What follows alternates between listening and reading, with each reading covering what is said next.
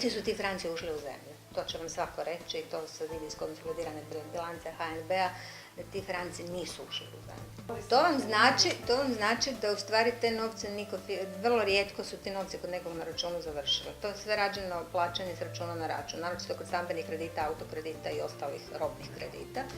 Jer vi de facto dobijete jedan iznos koji vidite na vašem ugovoru, taj iznos se uplaćuje vašem investitoru, recimo vašeg stana. Investitor te novce opet zadržava na računu te iste banke s kojom plaća dalje. Dakle, platni promet se odvija uglavnom bez gotovih novaca. Ja? To smo svjesni toga. Kad je netko plasirao kredite u švicarskom franku, on je plasirao jedan jako toksičan proizvod.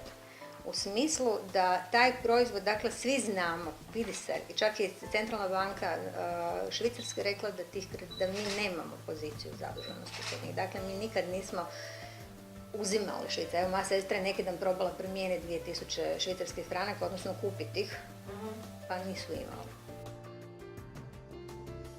Nama je zadnja linija obrane sud i zato ja polažem toliku nadu u tu tužbu jer nema ni jedne činjenice, nema te činjenice koja može osporiti naš tužbeni zahtjev, nema argumenta koji može ići protiv toga.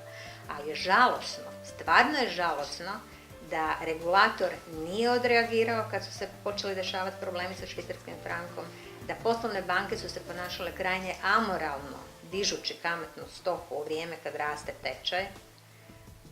I sad smo na sudu. To je žalosna činjenica da građani ove zemlje zadnju liniju obrane uvijek imaju na sudu.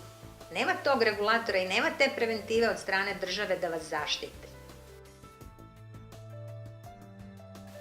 To je jedna fama i to je jedna neistina koja se može argumentirati. Evo, Lovrinović i Jakovčević su u svojoj izjavi, a jednako su ekonomski stručnjaci u najmanju ruku, bar jednako, ali mislim da su i veći od gospodina Linića.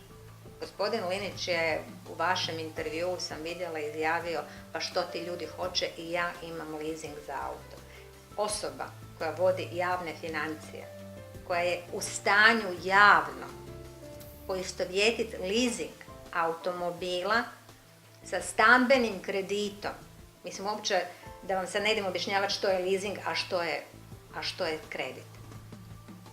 Ta osoba po meni, ako ona kreira i ako je ona zakonodavac bilo kakvog zakona o kreditnim institucijama i daje inicijativu za njegovu promjenu ili na neki način daje inicijativu regulatoru koji sam, znači HNB sama nema tu inicijativu, pa ako je dobiva od Ministarstva financija, onda jao se ga nama. To govori o tome koliko taj čovjek ne pozna financijski proizvod, koji ne zna što je na financijskom tržištu, znači ako ne zna, opasan nam je. A ako zna, opet nam je opasan jer je zlonamjeran. Znači, bez obzira da li tu zla namjera stoji ili neznanje, mi smo kao netko ko ovisi o njegovim odlukama jako ugroženi. Mi smo bili u Ministarstvu financija, nas su tamo primili na stražnje noge, vrlo kurtoazno nakon što smo otvoreno pismo vladi poslali, ali de facto tu nema konstruktivnog razgovora. Vi ste u Hrvatskoj imali zdravu konkurenciju banaka, a tamo negdje 2005., 2006., 2007. kad su se svi borili za tržište i za klijente i spuštali kamatne stope. Kad su oni osvojili to tržište, svako u onom segmentu u kojem ga je interesiralo, Hipica i Erste su uglavnom uzele stambene kredite, ZABA je to nešto pratila, PBZ najlošije, ali PBZ i ZABA s druge strane uzela platni promet koji je 2000. prebačen kompletno u poslovne banke. To je isto pitanje zašto se ukinuo platni promet preko FINE kad je bila tako jedna dobra infrastruktura napravljena za platni promet. I sada s banke ucjenjuju nekakvim naknadama visokim i tako dalje, zato što imaju de facto monopol nad platnim prometom. Privatne banke u stranom vlasništvu kod nas imaju monopol nad platnim prometom. To je jako opasna situacija. To je opasna situacija, naročito ako vi nemate regulator koji će regulirati pod kojim uvjetima se odvija taj platni promet. A zašto je opasno? Pa upravo zato što onda te banke, udružujući se u razne hubove, donose razne odluke o raznim naknadama koje prelaze svaku normalnu cijenu. Jer vi ako se sjećate, virmane smo nekad u FINI i na pošti plaćali, ne znam, 2, 3, 5 kuna maksimalno. Platite ga u banci, svaki virman nas košta 10 kuna. Koliko je to veća naknada u odnosu na platni promet? S tim da je sad većina platnog prometa u poslovnim bankama. Onda će vam se vjerojatno odgovor na to će vam se dati, ali postoji banking, pa tu ne morate, ali tu vi de facto tu uslugu odradite sami.